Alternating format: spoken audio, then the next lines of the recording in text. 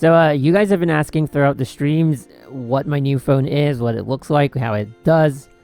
Actually, I don't know if people have been asking those specific questions, but here it is, the ROG Phone 3. So aesthetically speaking, I like it. It's not too crazy. It's not like a super gamer phone-ish. And I'll just show you guys the back. It's pretty normal looking, really. And this cover here is always on my phone. I don't usually have a phone cover on, but this one feels okay. I mean, overall, it does feel a little bit bulky, but the phone itself is pretty big and kind of heavy. It's 240 grams, which is heavier than almost every phone on the market. Although, a lot of phones nowadays are kind of in the 230 range, so 240, not too bad. And we finally got X mode running. There's like those two sensors at the side. I can't locate them most of the time, but it is what it is. And you can set the tuning. This is like gaming tuning. You can do hardcore tuning if you want. I just normally do game tuning because I have no idea what the hell is going on. But if you want to do hardcore tuning, it looks like this. Yeah, that's it. I normally just stick to gaming tuning, and if I really need high performance, I'll set it to level 3, but you're gonna have to attach the fan. We're not gonna do it now though, because we're gonna do a non-X mode playthrough with like medium settings on Genshin and higher settings on Genshin. We'll talk more about it later. You can also do all these touch sensitivity, display, and performance, which is what we're here to do, and all the other stuff. So air triggers, kind of useful. I'll show you guys a little bit of it in game. Mapping we don't really use because it's kind of for controller. There's like a gamepad that you can buy, or keyboard and mouse. I'm not gonna push my phone to that level, so we're not gonna see it here because I also don't have the gamepad. It costs money, and I don't have that kind of money, even though I have a really expensive phone. So there are other games in this armory, but we're only here to play Genshin. So here we go. Oh, wait. Non-X mode playthrough. Let me just shut it down. Aha, got it. Alright, and there we go. So the way they kind of encourage us to activate that is to like squeeze the phone. But if you can find the right spots, you just have to use a finger on each side.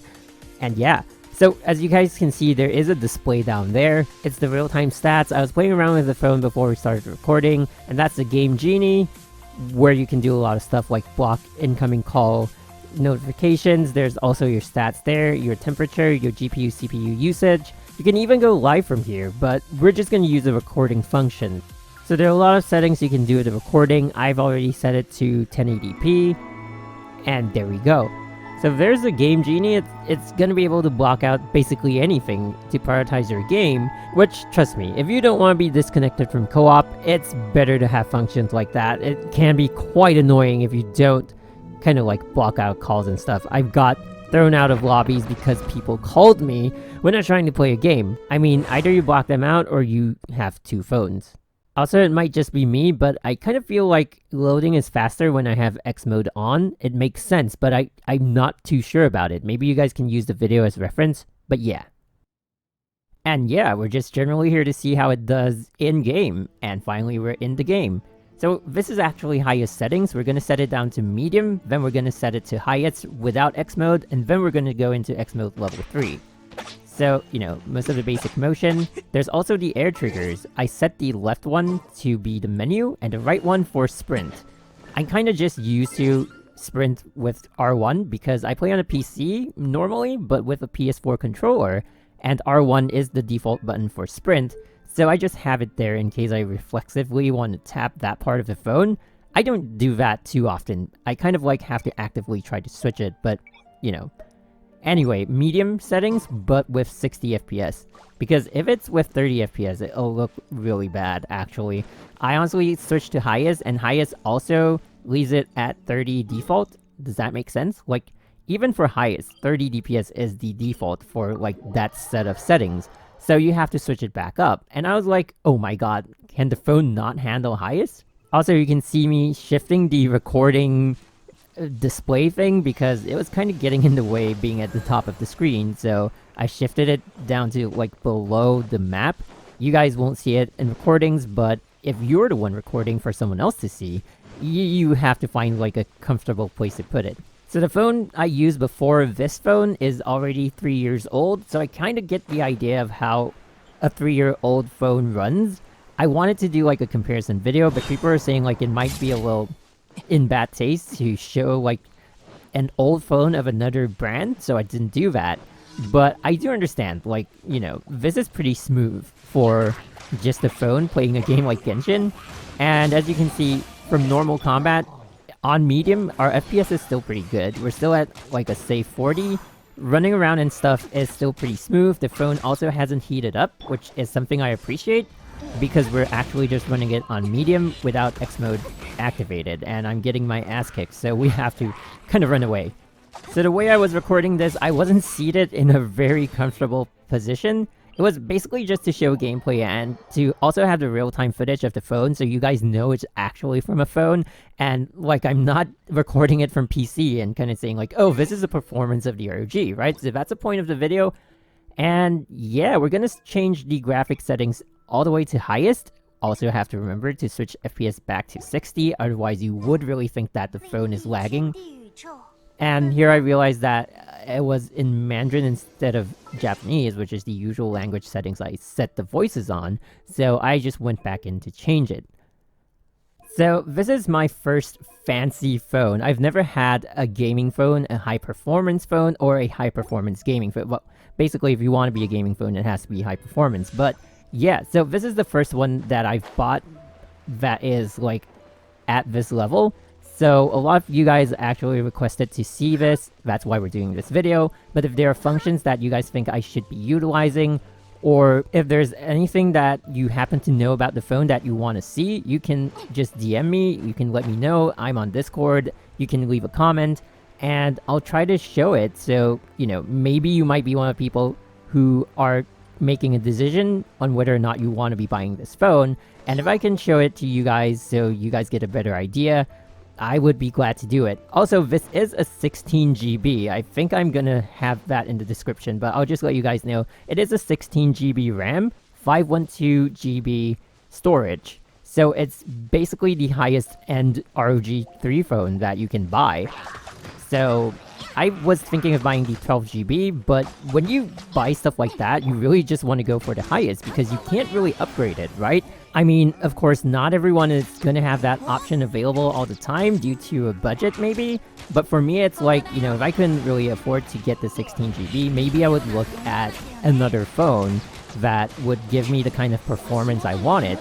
But I've just joined with that kind of reasoning because I don't think there's a way to add like 4 GB RAM to a 12 GB model. So it kind of makes sense to me. And I did think of like doing a video of it because like I was asking on stream before I actually bought the phone, like if there's another phone that people want to recommend, what would they recommend? I think the ROG Phone 3 was also kind of suggested, so I decided to go for it because it seemed like a good pick, and I think it is. So that's pretty much how it feels for the non-X mode. We are now going to switch to X mode level 3, so we're going to have to attach the fan to the phone. And there's actually like a rubber plug that's plugged into that slot, but I already have it removed before doing this. So all you have to do is just put the fan there and make sure it's attached properly. And the phone will actually prompt you to see if you want to go into level 3 immediately. But we choose no here because I just want to show you guys in the armory, it's already set at level 3 and it will still be set at level 3 when you go back in. But now you have the option of turning level 3 on, because if you don't have the fan attached, it'll automatically go back to level 2. Anyway, we're gonna skip here because I kind of couldn't find the sensors. Yeah, I wanted to turn X mode on in a fancy way, and I kind of failed, so it took a while. Also, if you saw in the reflection, we're actually recording this from my previous phone. I don't actually have a proper camera setup. And I'm using my mic stand to hold the phone. It's really interesting. I wish I could show it to you guys. So anyway, we're going to start recording again. And that's my air trigger going off. If you saw it on the top left of the screen. And we're back. So we're going in on X mode level 3. And you guys might want to have a look at if the temperature goes up too high. To me, it's kind of important because I previously had a phone that was way too old. And I was running games that were way too new for it. And when you get engrossed in gameplay, it kind of burns your hands without you knowing, and when you stop playing, your hands feel like they've got radiation burns or something, so it's really unhealthy to be doing that. And you especially don't want that from a high-performing phone. So I just wanted to, bring that to your attention in case you are in a situation like that. Like, please take care of your health in general. So we're back in gameplay. As you can see, it is significantly smoother. I think we can stay at around like 50 FPS, even in combat. And once we're done with like this, once you get a feel of like how X mode level 3 works, I'm gonna separately record some gameplay, which is just gameplay, and we're not gonna have like the real-time camera and anything, so you guys can see like how this phone performs in intense combat situations. The FPS can drop to about 29, I think was the lowest I saw, but you don't actually feel like the screen is lagging. It's just because there's a lot of things happening at once, but it's still actually running really smooth. Also, if you happen to watch this video because you wanted to see performance of the ROG Phone 3, this game is Genshin Impact, and if you watch this video because you wanted to see some Genshin Impact on a high-performing phone, then this is the ROG Phone 3 16GB RAM. This is not a sponsored video, but I totally could use some sponsorship. Anyway, I'm gonna switch to the recorded audio so you guys can actually maybe get a sense of how the speakers sound.